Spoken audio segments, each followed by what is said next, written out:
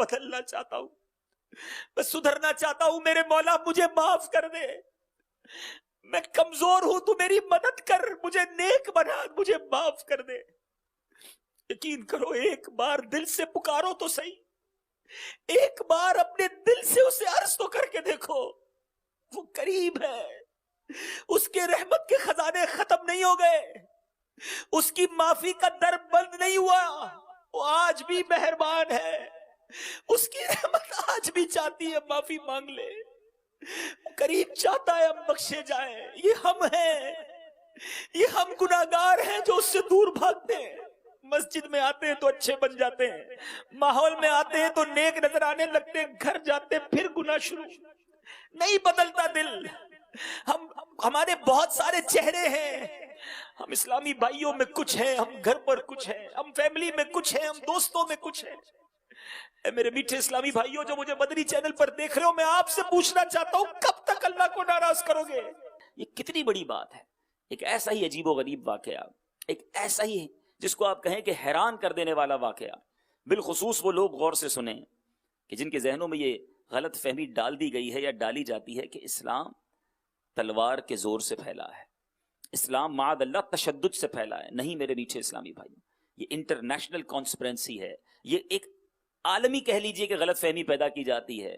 اگر پڑھیں نبی پاک علیہ الصلوۃ والسلام کی سیرت کو تو اسلام معافی سے پھیلا ہے, اسلام درگزر سے پھیلا ہے, اسلام محبتوں سے پھیلا ہے. اللہ اکبر. میں آج جو واقعہ سنانے جا رہا ہوں, one of the amazing history of the Islam, ایک ایسا واقعہ ہے, ایک ایسی داستان ہے جو جب بھی سنیں ایمان تازہ ہو جاتا ہے. یاد رہے 15 شوال المکرم اور سال تھا 6 ہجری, نبی پاک علیہ الصلوۃ والسلام اور آپ کے صحابہ موجود تھے مدینہ منورہ میں, اور اب کفار مکہ نے, مشرکین مکہ نے ایک زبردست جنگ کی تیاری کی. پلان یہ تھا کہ بدر کے جنگ میں جو ان کو ہار ہوئی تھی, جو نقصان ہوا تھا, اس کا بدلہ لینا ہے. اور یہ جنگ, یہ غزوہ, یہ لڑائی لڑی گئی احد کے میدان کے پاس, وہی پہاڑ جس پہاڑ کو میرے آقا علیہ الصلوۃ والسلام نے جنتی پہاڑ قرار دیا. سبحان اللہ. ذرا غور کیجئے, میرے آقا کی حدیث مبارکہ ہے جس کا مضمون ہے احد مجھ سے محبت کرتا ہے, میں اس سے محبت کرتا ہوں اور یہ میرے ساتھ جنت میں جائے گا. آپ ذرا سوچئے, پہاڑ جنت میں جائے گا, پہاڑ بھی نبی پاک سے محبت کرتا ہے. علماء بڑی پیاری اس حدیث کے تحت بات فرماتے ہیں کہ اگر پتھر بھی نبی پاک سے محبت کرے تو وہ جنت میں چلا جائے, امتی محبت کرے تو کیوں نہ جنت میں جائے گا. اصل بات یہ ہے کہ دل میں سرکار علیہ الصلوۃ والسلام کی محبت جو ہے نا وہ مضبوط ہونی چاہیے. تو بہرحال اب احد کے دامن میں یہ لڑائی لڑی گئی. اس غزوے میں مشورہ دوں گا آپ کو جنہوں نے ابھی تک اگر احد شریف کے اس واقعے کو نہیں پڑھا, غزوہ احد کو نہیں پڑھا, لازمی پڑھیے. اللہ اکبر. اسلامی تاریخ میں بہت ساری لڑائیاں ہوئیں, بڑے غزوے ہوئے, مگر جس غزوے میں سب سے زیادہ قربانی کی داستانیں رقم کی گئیں, سب سے زیادہ نبی پاک پر اپنی جانیں نچھاور کرنے کا جذبہ جو نظر آیا, اور کیسے کیسے واقعات نظر آئے, احد کا میدان اس کا گواہ ہے. سیرت کی کتابیں موجود ہیں, مکتبۃ المدینہ سے حاصل کر لیں, سیرت رسول عربی کتاب ہے, سیرت مصطفیٰ صلی اللہ تعالیٰ علیہ وسلم کتاب ہے, اس میں ایک چیپٹر ہے غزوہ احد. آپ پڑھیں, آپ کے آنسو نہیں رکیں گے, آپ کا ایمان تازہ ہو جائے گا کہ صحابہ کا جذبہ کیسا تھا. بہرحال اسی میں واقعات بہت سارے ہیں, میں مختصراً 2-3 باتیں عرض کرتا ہوں کہ غزوہ احد میں صحابہ کرام نے کس طرح آگے بڑھ بڑھ کر نبی پاک کے اوپر اپنی جان قربان کی. حضرت قتادہ بن نعمان انصاری رضی اللہ تعالیٰ عنہ, آپ نبی پاک علیہ الصلوۃ والسلام کو صحابہ نے کیا کیا تھا, جب بہت تیز تیر برس رہے تھے نا, تو صحابہ کرام نے پیارے آقا کو گھیر لیا تھا. آج کے دور میں تو بلٹ پروف شیشے لگ جاتے ہیں, گاڑیاں بلٹ پروف بن جاتی ہیں, اس وقت تو ایسا نہیں تھا. تو صحابہ کرام نے اپنے سینے اور اپنا آپ نبی پاک کے آگے رکھ دیا اور پورا گھیر لیا کہ کہیں سے بھی تیر آئے ہمیں لگ جائے, نبی پاک علیہ الصلوۃ والسلام کو نہ لگے. تو حضرت قتادہ نے کیا کیا کہ انہوں نے پیارے آقا کے چہرے کو بچانے کے لیے اپنا چہرہ آگے کر دیا, اپنا چہرہ کفار کے سامنے کر دیا. ایک تیر آیا اور حضرت قتادہ کی ڈائریکٹ آنکھ میں لگا. آپ ذرا سوچیں, سرما لگاتے ہیں, ہاتھ کانپ رہا ہوتا ہے کہ یار کہیں آنکھ میں زور سے سلائی نہ لگ جائے, مگر وہ تیر ان کی آنکھ میں چلا گیا. اس تیر نے نقصان کیا پہنچایا کہ ان کی آنکھ بہہ کر رخسار پر آ گئی, یعنی آنکھ باہر آ گئی. تکلیف سوچے کتنی ہوگی. اللہ اکبر. صحابہ کا عقیدہ ایمان دیکھو, ڈائریکٹ ایمرجنسی وارڈ کی طرف نہیں بھاگے, کسی ہاسپٹل میں نہیں گئے. تکلیف کتنی ہوگی, مگر وہی نکلی ہوئی آنکھ لے کر نبی پاک کی دربار میں آ گئے. سرکار علیہ الصلوۃ والسلام سے عرض کیا, اللہ اکبر، نبی پاک نے کیا کیا؟ اس آنکھ کو اٹھایا، اسی آنکھ کے حلقے میں واپس رکھ دیا اور یوں دعا فرمائی، یا اللہ قتادہ کی آنکھ بچا لے جس نے تیرے رسول کے چہرے کو بچایا ہے۔ حضرت قتادہ کہا کرتے جب سے آقا نے لعاب دہن، ایک روایت کے مطابق اپنا لعاب دہن، اپنا تھوک مبارک بھی لگایا تھا، کہتے جب سے نبی پاک نے آنکھ لگائی ہے پہلی آنکھ سے زیادہ روشن یہ آنکھ دیکھنے لگ گئی ہے۔ مگر وہ تو کر چکے جو کرنی بشر کی ہے، انہوں نے تو قربانی دے دی نا، آقا نے آنکھ واپس لوٹائی۔ پھر کیا، ایک اور واقعہ، حضرت سعد بن ابی وقاص، یہ عشرہ مبشرہ میں صحابی ہیں، کمال قسمت پائی ہے، خدا کی قسم ہے۔ صحابہ کا ایک طریقہ ہوا کرتا تھا، نبی پاک سے جب بات کرتے نا، عرض کرتے، کچھ کہنا ہوتا، کہتے فدا کا امی و ابی یا رسول اللہ، یا رسول اللہ ہمارے ماں باپ آپ پر قربان۔ کیا انداز، کیا قربان ہونے کا انداز۔ میں مشورہ بھی دوں گا، اللہ کرے مجھے اور آپ کو جلدی جلدی مدینے پاک کی حاضری مل جائے، جب روضہ رسول پہ جائیں نا اور اپنی کوئی بات عرض کریں، ہم وہ زمانہ تو نہیں پایا ہم نے، مگر اچھوں کی نقل تو کر سکتے ہیں۔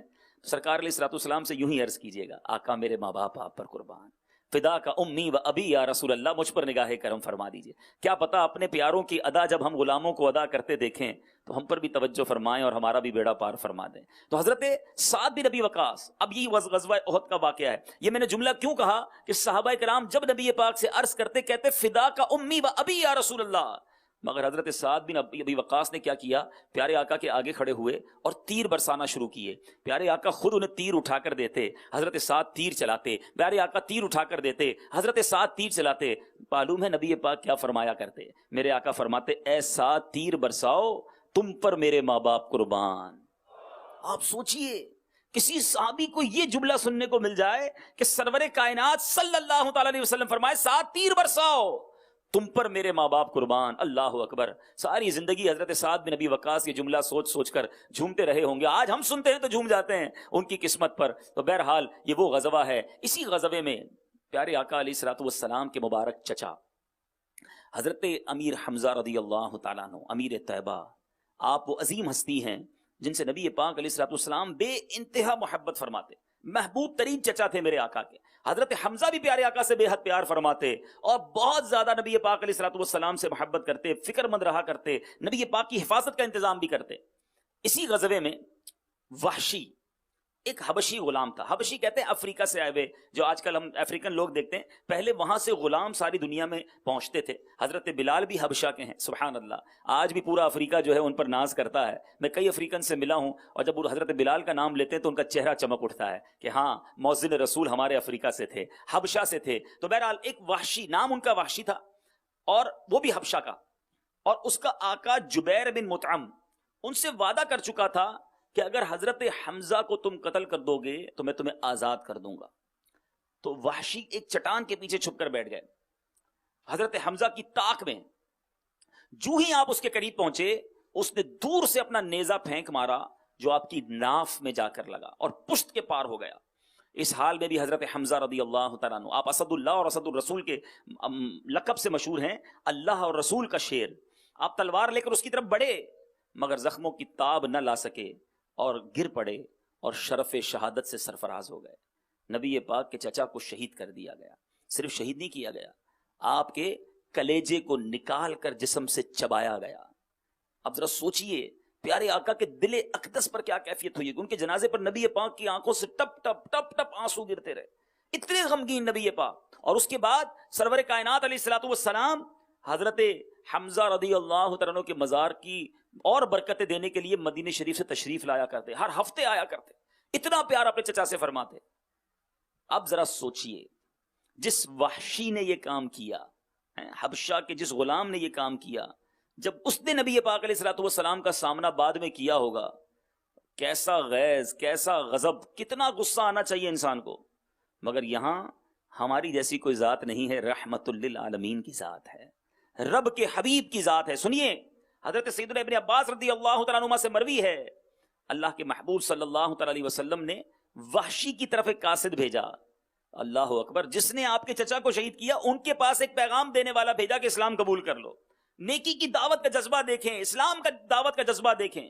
ہمارا ایک بار کوئی دل دکھا دے، ہم کہنے میں نے نہیں لانا اس کو اجتماع میں مدنی قافلے میں نہیں بلاؤں گا، سیدھے منہ بات ہی نہیں کرتا۔ ہاں مجھ سے صحیح جواب ہی نہیں دیا تھا، ایک بار گیا تھا نیکی کی دعوت دینے، جھڑک دیا، ہم نے کراس لگا دیا، اب اس سے بات نہیں کرنی، اس کو نیکی کی دعوت نہیں دینی۔ پیارے آقا نے اس کے پاس قاصد بھیجا ہے جس نے آپ کے چچا کو شہید کیا۔ اب وحشی کے پاس جب قاصد بھیجا، ذرا آپ یہ نیگوشیشن سنیے گا، یہ جو آپس میں گفتگو ہو رہی ہے نا، اللہ اکبر، تاریخ میں ایسی مثال نہیں ملتی۔ یعنی ایک طرف تو ہونا یہ چاہیے کہ بندہ سر جھکا کر روتے ہوئے حاضر ہو جائے کہ حضور معاف کر دیں، مگر وہاں سے مطالبات ہو رہے ہیں۔ پیارے آقا کے قاصد سے کیا کہا جا رہا ہے؟ وحشی کو پیغام ملا تو اس نے کہا، اے محمد صلی اللہ تعالی علیہ وسلم، آپ مجھے کیسے دعوت اسلام دے رہے ہیں؟ حالانکہ آپ تو فرماتے ہیں کہ جس نے کسی جان کو قتل کیا یا اللہ کا شریک ٹھہرایا یا بدکاری کی، قیامت کے دن اس کے لیے عذاب دگنا کر دیا جائے گا، اور میں نے تو یہ سب کام کیے ہیں، قتل بھی کیا ہے، برے کام بھی کیے ہیں، اللہ کا شریک بھی ٹھہرایا ہے، تو کیا میرے لیے کوئی رخصت ہے آپ کے پاس؟ تو مجھے اسلام کی دعوت دینا۔ میں حدیث پاک کا گویا مضمون پیش کر رہا ہوں۔ اچھا، تو اللہ تبارک و تعالی نے یہ آیت مبارکہ نازل فرمائی، سبحان اللہ، الا من تاب وآمن وعمل عملا صالحا، مگر جو توبہ کرے اور ایمان لائے اور اچھا کام کرے، یعنی راستہ بتایا گیا، توبہ کر لو، ایمان لے آؤ، اچھا کام کر لو، تمہاری رخصت ہے، مغفرت ہو جائے گی۔ تو پیارے آقا علیہ الصلوۃ والسلام نے اب یہ آیت جو ہے وہ وحشی کی طرف بھیجی کہ دیکھو میرے رب نے کیا رخصت عطا فرمائی ہے، قرآن کی یہ آیت نازل ہوئی ہے، یہ بات اس سے ہو رہی ہے جو پیارے آقا علیہ الصلوۃ والسلام کے چچا کو شہید کرنے والا، سوچیں آپ، مگر دل کتنا بڑا ہے میرے آقا کا۔ پھر دوبارہ آیت بھیجی جا رہی ہے تو وہ کیا کہتا ہے؟ کہتا ہے یہ شرط تو بڑی سخت ہے، ایک طرف تو رخصت ملی ہے، کہتے ہیں یہ شرط تو بڑی سخت ہے، ہو سکتا ہے میں عمل نہ کر سکوں، یعنی کیونکہ آیت میں لکھا تھا نا ایمان لانے کے بعد اچھے کام کرنے، ہو سکتا ہے میں اچھے کام نہ کر سکوں۔ تو پیارے آقا علیہ الصلوۃ والسلام کے پاس جب یہ پیغام پہنچا، رب نے دوسری آیت نازل فرمائی۔ آپ ذرا سوچیں، اللہ کی مہربانی، عطا، معافی، ایک اور آیت نازل ہوتی ہے، ان اللہ لا یغفر ان یشرک بہ ویغفر ما دون ذلک لمن یشاء۔ ترجمہ کنز ایمان، بے شک اللہ اسے نہیں بخشتا کہ اس کے ساتھ کفر کیا جائے، اور کفر سے نیچے جو کچھ ہے جسے چاہے معاف فرما دیتا ہے۔ یہ اب آیت بھیجی گئی، تو یہ آیت مبارکہ جب وحشی کے پاس گئی تو کہتے اس میں بھی شبہ ہے کہ اللہ جسے چاہے بخشے گا، پتہ نہیں میری مغفرت ہوگی کہ نہیں، میرے لیے کوئی گارنٹی ہے، میرے لیے کوئی رخصت ہے؟ آپ سوچیں، دنیا میں مذاکرات ہوتے ہیں برابری کے لیول پر، جب دونوں برابر ہو جائیں تو بات ہوتی ہے بھائی یہ دوں گا یہ لوں گا، یہاں یہ نہیں ہے۔ وحشی نے ایک بہت بڑا جرم کیا ہے، ایک طرف عطا ہے، دوسری طرف بہت بڑی خطا ہے، مگر پھر بھی دیکھو اللہ کی رحمت، نبی پاک کا پیارا انداز۔ اب جب وحشی نے یہ پیغام بھیجا، اللہ اکبر، ایک اور آیت قرآنی نازل ہوئی، رحمت الہی گویا جوبن پر اللہ کی رحمت کا دریا برس رہا ہے۔ ارشاد باری ہوتا ہے، قل یا عبادی الذین اسرفوا علی انفسہم لا تقنطوا من رحمت اللہ ان اللہ یغفر الذنوب جمیعا انہ هو الغفور الرحیم۔ اللہ تبارک و تعالیٰ کی اس آیت کا جو مضمون ہے، اللہ کی رحمت سے مایوس نہ ہو، بے شک اللہ تبارک و تعالیٰ سارے گناہ معاف فرما دیتا ہے، وہ غفور الرحیم ہے۔ اللہ اکبر، جب یہ پیغام وحشی کے پاس بھیجا تو کہا ہاں اب بخشش کی گارنٹی ہے۔ چنانچہ اس کے دوست حاضر ہوئے، وہ حاضر ہوا، اور سب نے سب نبی پاک علیہ الصلوۃ والسلام کے ہاتھوں پر اسلام قبول کر لیا۔ اچھا، صحابہ بھی کمال، اللہ اکبر، صحابہ اکرام نے بڑا زبردست کام کیا، بہت پیارے پیارے سوالات صحابہ نے کیے ہیں۔ سوال کیا کہ حضور اتنا بڑا معافی کا اعلان ہے، یہ حکم خاص ان لوگوں کے لیے ہے یا تمام مسلمانوں کے لیے ہے؟ پیارے آقا علیہ الصلوۃ والسلام نے فرمایا یہ حکم تمام مسلمانوں کے لیے ہے، جو معافی مانگ لے، جو اللہ کی بارگاہ میں آ جائے، جو سر جھکا لے، اللہ سارے گناہ معاف فرما دیتا ہے۔ اے میرے میٹھے اسلامی بھائیوں، اس واقعے سے جہاں اسلام کی خوبصورتی، جہاں نبی پاک علیہ الصلوۃ والسلام کی ذات کی نرمی، معافی اور درگزر ہمیں پتہ چل رہا ہے، وہیں سبحان اللہ میرے اللہ کی رحمت کتنی بڑی ہے، وہ کیسا کریم ہے، کتنے ہی گناہ کیوں نہ ہوں، جب رحمت کا دریا بہتا ہے، جب اللہ تبارک و تعالیٰ کی طرف سے نگاہ رحمت ہوتی ہے تو سارے گناہ معاف کر دیے جاتے ہیں۔ اے میرے میٹھے اسلامی بھائیوں، قرآن مجید فرقان حمید میں جا بجا ہمیں معافی مانگنے، توبہ کرنے اور اللہ کی رحمت کیسے برستی ہے اس کے بارے میں ارشاد فرمایا گیا۔ چنانچہ قرآن میں ارشاد ہوتا ہے 25ویں پارے میں، سورہ شورى کی آیت نمبر 25 میں، وَهُوَ الَّذِي يَقْبَلُ التَّوْبَةَ عَنْ عِبَادِهِ وَيَعْفُو عَنِ السَّيِّئَاتِ وَيَعْلَمُ مَا تَفْعَلُونَ۔ ترجمہ کنز ایمان، اور وہی ہے جو اپنے بندوں کی توبہ قبول فرماتا اور گناہوں سے درگزر فرماتا ہے اور جانتا ہے جو کچھ تم کرتے ہو۔ وہ گناہ معاف کرنے والا ہے، وہ توبہ قبول کرنے والا ہے۔ اے میرے میٹھے اسلامی بھائیو، دنیا میں ایسا کہیں نہیں ہوتا، آپ غلطی کریں، اگر معافی مل بھی گئی تو وہ غلطی باقی لکھی رہتی ہے۔ کہیں تھانے میں کسی کا کیس چلا جائے، معاملہ ختم ہو جائے، سزا بھی پالے یا جناب کورٹ بری کر دے، مگر فائل میں لکھا ہوگا کہ اس نے یہ جرم کیا ہے۔ آؤ بتاتا ہوں میرے رب کی رحمت کتنی بڑی ہے، جب وہ معاف فرماتا ہے نا تو صرف جرم باقی نہیں رہتے، بلکہ اللہ سارے گناہ فرشتوں کو بھی بھلا دیتا ہے، نامہ اعمال سے بھی مٹا دیتا ہے، وہ زمین بھی جو ہے وہ بھی جناب جہاں پر گناہ کیے اسے بھی بھلا دیتا ہے، کوئی گواہ باقی نہیں بچتا۔ بلکہ آؤ قرآن کی وہ آیت سنانے جا رہا ہوں کہ جب رب کی رحمت جوش پہ ہو، بندہ سچی معافی مانگے، صرف گناہ معاف نہیں فرماتا، وہ کریم گناہوں کو نیکیوں سے بدل دیتا ہے۔ وہ گناہ جتنے تھے وہ سب نیکیاں بن جاتی ہیں۔ اللہ اکبر۔ اللہ قرآن میں ارشاد فرماتا ہے اِلَّا مَن تَابَ وَآمَنَ وَعَمِلَ عَمَلًا صَالِحًا فَأُولَٰئِكَ يُبَدِّلُ اللَّهُ سَيِّئَاتِهِمْ حَسَنَاتٍ وَكَانَ اللَّهُ غَفُورًا رَحِيمًا۔ ترجمہ کنز الایمان، مگر جو توبہ کرے اور ایمان لائے اور اچھا کام کرے تو ایسوں کی برائیوں کو اللہ بھلائیوں سے بدل دے گا، اور اللہ بخشنے والا مہربان ہے۔ کوئی دنیا میں ایسا کہ جتنے قصور کیے ہیں اتنے انعام مل جائیں؟ مگر میرے رب کی رحمت اتنی بڑی ہے کہ وہ جب کرم فرماتا ہے تو گناہ بھی نیکیوں سے بدل دیتا ہے۔ نبی پاک علیہ الصلوۃ والسلام فرماتے ہیں نا، التائب من الذنب کمن لا ذنب لہ، گناہوں سے توبہ کرنے والا ایسا ہے جیسا اس نے گناہ کیا ہی نہیں ہے۔ 70 سال گناہ کرے، 60 سال گناہ کرے، دن رات گناہ کرے، ایک سچی توبہ کر لے، وہ رب معاف فرما دے تو ڈیلیٹ، ختم، زیرو، سارے گناہ معاف فرما دیتا ہے۔ مگر کاش میں اور آپ ایسی توبہ کرنے میں کامیاب ہو جائیں۔ جب حدیثیں بتا رہی ہیں، جب قرآن کی آیتیں ہمیں ابھار رہی ہیں، بتا رہی ہیں کہ دیکھو رب کتنا کریم ہے، پھر بھی ہم کیوں نہیں بدلتے؟ پھر بھی ہم رب کی نافرمانی کیوں کرتے ہیں؟ وہ کون سی چیز ہے جو ہمیں اللہ کی طرف جانے میں روک رہی ہے؟ ہمارا ذہن کئی بار بنتا ہے کہ اب اللہ کا نیک بندہ بننا ہے، اب رب سے سچی محبت کرنی ہے، اب اس کی نافرمانی نہیں کرنی ہے۔ اتنی حدیثیں سنی، اتنی آیتیں سنی، کئی بار سنی، وہ کیا چیز ہے جو بدلنے نہیں دے رہی؟ وہ کیا رکاوٹ ہے جو ہمیں آگے نہیں بڑھنے دے رہی؟ ہم آتے ہیں، روتے ہیں، نیتیں کرتے ہیں، پھر بھی نہیں بدلتے۔ There is something، کوئی نہ کوئی چیز تو ہے نا۔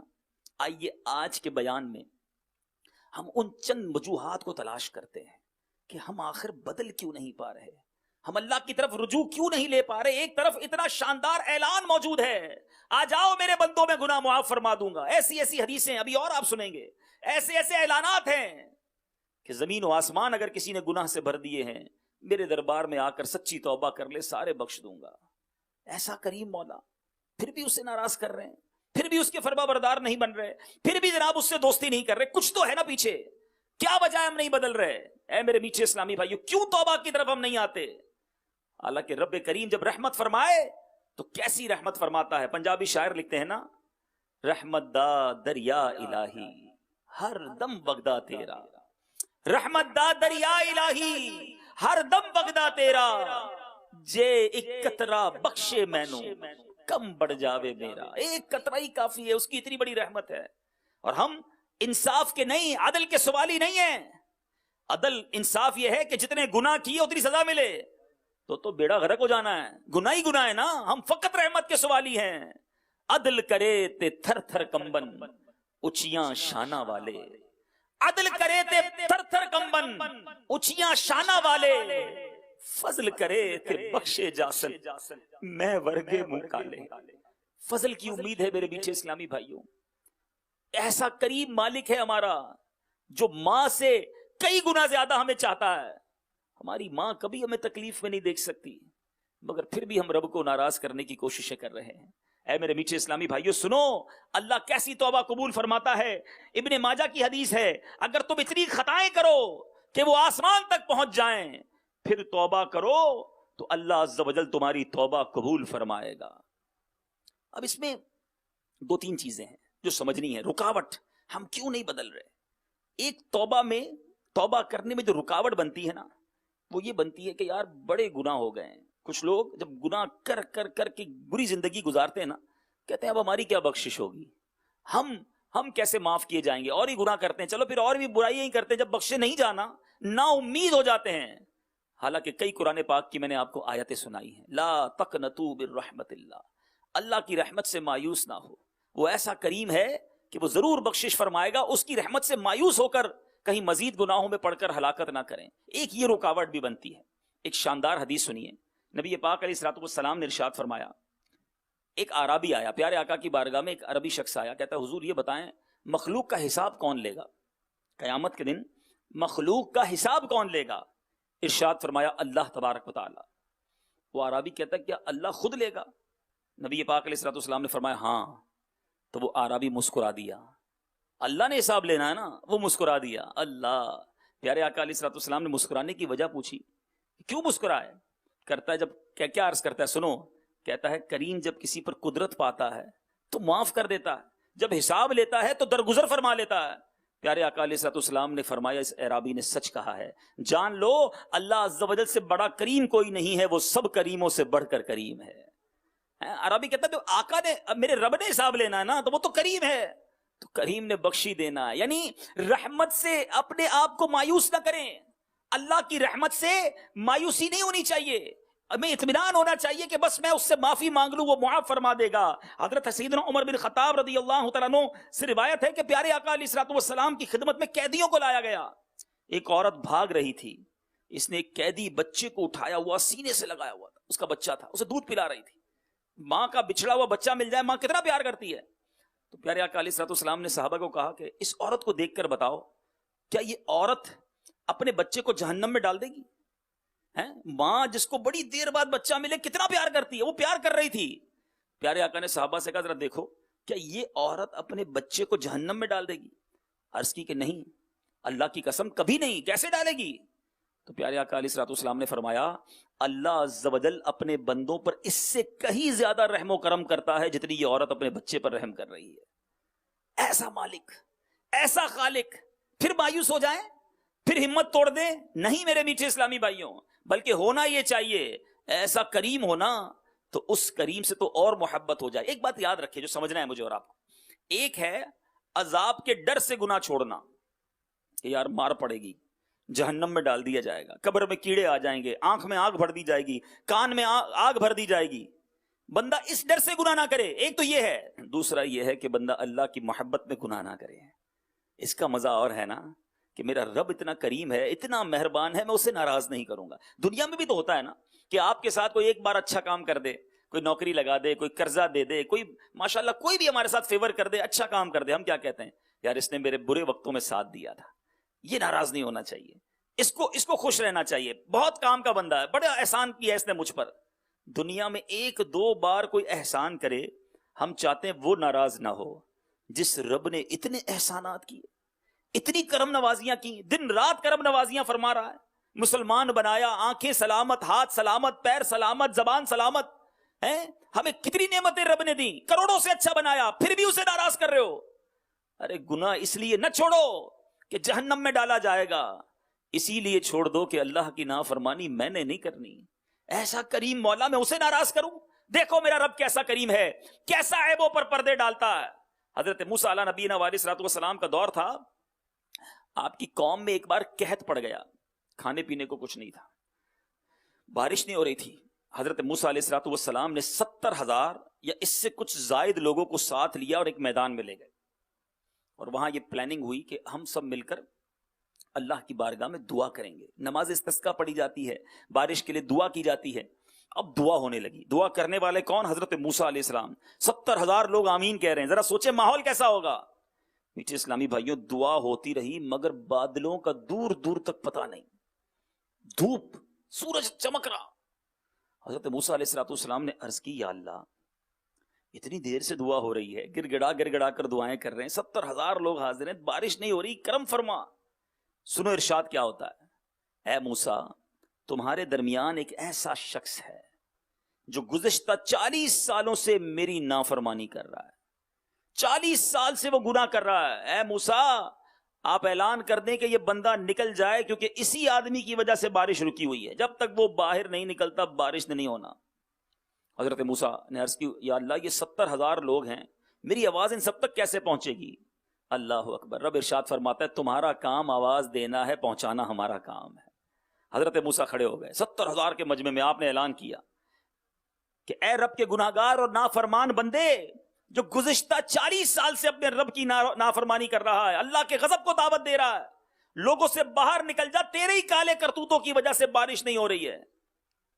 اب ذرا سوچئے 70,000 کے مجمع میں وہ شخص سمجھ تو گیا کہ بات تو میری ہو رہی ہے, میں ہی وہ گناہگار ہوں جو 40 سال سے اللہ کی نافرمانی کر رہا ہوں. پہلے اس نے دائیں دیکھا, پھر اس نے بائیں دیکھا کہ کوئی تو کھڑا ہو جائے, کوئی کھڑا نہیں ہوا. اب وہ سمجھ گیا کہ بات میری ہے. اب پتہ ہے اس نے کیا کیا؟ اس نے سوچا آج کھڑا ہو گیا نا, سارے شہر کو پتہ چل جائے گا میں وہ نافرمان اور غلط آدمی ہوں کہ جس کی وجہ سے بارش بھی نہیں ہوتی, اتنا گناہگار. اب اس بندے نے چادر میں اپنا منہ ڈالا. سوچو اللہ سے کنیکشن کتنا آسان ہے. دنیا میں کسی بڑے آدمی سے ملنا ہو اپوائنٹمنٹ لینا پڑتا ہے, چھوٹا آدمی تو مل بھی نہیں سکتا, ملتا ہی نہیں موقع اس کو, ملے بھی تو کوئی سیکرٹری بیچ میں, جناب 6 مہینے بعد 4 مہینے بعد 2 منٹ کی ملاقات ملے گی, صاحب مصروف ہیں. احکم الحاکمین, ساری کائنات کا خالق, جو چاہے جب چاہے اس سے بات کر سکتا, کوئی اپوائنٹمنٹ کی ضرورت نہیں ہے, بس دل سے بات کرے, ندامت سے بات کرے, سر جھکا کر شرم سے بات کرے. اس گناہگار نے کیا کیا سنو, 70,000 کا مجمع ہے, سر چادر میں چھپا کر کہتا یا اللہ آج بچا لے, آج میری عزت رکھ لے مالک, بڑے گناہ کیے مانتا ہوں اللہ, لیکن اگر آج سارے شہر کے سامنے کھڑا ہو گیا تو ذلیل ہو جاؤں گا, سب کو پتا چل جائے گا کہ میں ہی وہ گناہگار ہوں. میں تجھ سے وعدہ کرتا ہوں مالک, آج کے بعد تجھے ناراض نہیں کروں گا. یہ کیسی توبہ تھی, ابھی سجدہ نہیں کیا, ابھی نمازیں شروع نہیں کی, شرم کی, ندامت کی, معافی مانگی, دل ہی دل میں مانگی, سب کو بتا کر نہیں مانگی, مگر دل سے مانگی. سنو پھر کیا ہوا. ابھی یہ انتظار ہو رہا ہے کہ کوئی کھڑا ہوگا, پتا چلے گا اس پورے شہر کا گناہگار ترین بندہ کون ہے. لیکن دیکھتے ہی دیکھتے بادل آنا شروع ہو گئے. بادل آئے اور بارش برسنا شروع ہو گئی, موسلا دھار بارش ہوئی. حضرت موسیٰ عرض کرتے ہیں یا اللہ بندہ تو کوئی نہیں نکلا, یہ بارش پھر کیسے شروع ہو گئی. اللہ اکبر, ارشاد باری ہوتا ہے اے موسیٰ جس کی بدولت میں نے بارش روک رکھی تھی اب اسی کی وجہ سے بارش برسا رہا ہوں, کیونکہ اس نے توبہ کر لی ہے, میرے بندے نے مجھ سے دوستی کر لی ہے. سوچو میرے میٹھے اسلامی بھائی, کیا کریم ہے میرا مولا, کیسی مہربانی ہے اس کی. حضرت موسیٰ نے عرض کی مولا اب تو ملا دے, اب میں تیرے اس نیک بندے سے ملنا چاہتا ہوں جس کی وجہ سے بارش ہوئی ہے, اب میں اسے دیکھنا چاہتا ہوں, ملنا چاہتا ہوں. اللہ اکبر. اللہ تبارک و تعالیٰ کی طرف سے ارشاد ہوتا ہے اے موسیٰ جب وہ گناہگار تھا, اتنا گناہگار تھا کہ اس کی وجہ سے بارش نہیں ہو رہی تھی, میں نے اس وقت اسے رسوا نہیں کیا, اب تو میرا دوست بن گیا ہے, اب اس کے بارے میں تمہیں کیسے بتا دوں, کیونکہ اگر پتا چلتا کہ کون تھا تو یہ بھی پتا چلتا نا کہ یہی گناہگار تھا. یہ ہے میرا مالک, ہم گناہ کریں وہ پردے ڈالے. پنجابی شاعر لکھتے نا, ہک گناہ میرے ماں پیو ویکھیں مینو عمری منہ نہ لاوے, ہک گناہ میرے ماں پیو ویکھیں مینو عمری منہ نہ لاوے, لکھ گناہ میرا مالک ویکھے او پھر بھی پردے پاوے. ایسا مالک ہو اسے ناراض کریں گے, ایسا مہربان ہو اسے ناراض کریں گے. توبہ کے لیے کوئی بہت بڑا اجتماع کرنا, کوئی تقریب کرنا ضروری نہیں, سر جھکاؤ, بس دل ہی دل میں عرض کر دو مالک معاف کر دے, بہت گناہ کیے مالک معاف کر دے, بس تیرا بندہ ہوں, ہو گئے گناہ مالک معاف کر دے, اب نہیں کروں گا گناہ مالک معاف کر دے, میں اچھا بننا چاہتا ہوں مالک معاف کر دے, کمزور ہوں مالک نہیں سدھر پایا معاف کر دے, مانتا ہوں کئی بار توبہ کی پھر گناہ کیے مالک معاف کر دے. تجھ سے معافی نہیں مانگوں گا تو کس سے معافی مانگوں گا مالک معاف کر دے. تو اپنے بندوں پر ان کی ماؤں سے زیادہ مہربان ہے, مجھ پر بھی کرم کر معاف کر دے. مانتا ہوں چھپ کر گناہ کیے, لوگوں سے ڈرتا رہا کہ پتہ نہ چل جائے, دروازہ بند کر دیا کہ کوئی دیکھ نہ لے, لائٹ بجھا دی کہ کسی کو نظر نہ آ جائے, ہیڈ فون لگائے تاکہ کوئی آواز نہ سن سکے, مگر تجھے معلوم تھا میں کیا کر رہا تھا, تجھے غضبناک کیا مالک معاف کر دے. میں بدلنا چاہتا ہوں, میں سدھرنا چاہتا ہوں, میرے مولا مجھے معاف کر دے. میں کمزور ہوں، تو میری مدد کر، مجھے نیک بنا، مجھے معاف کر دے۔ یقین کرو، ایک بار دل سے پکارو تو صحیح، ایک بار اپنے دل سے اسے عرض تو کر کے دیکھو، وہ قریب ہے، اس کے رحمت کے خزانے ختم نہیں ہو گئے، اس کی معافی کا در بند نہیں ہوا، وہ آج بھی مہربان ہے، اس کی رحمت آج بھی چاہتی ہے معافی مانگ لے، قریب چاہتا ہے ہم بخشے جائیں۔ یہ ہم ہیں، یہ ہم گناہگار ہیں جو اس سے دور بھاگتے ہیں۔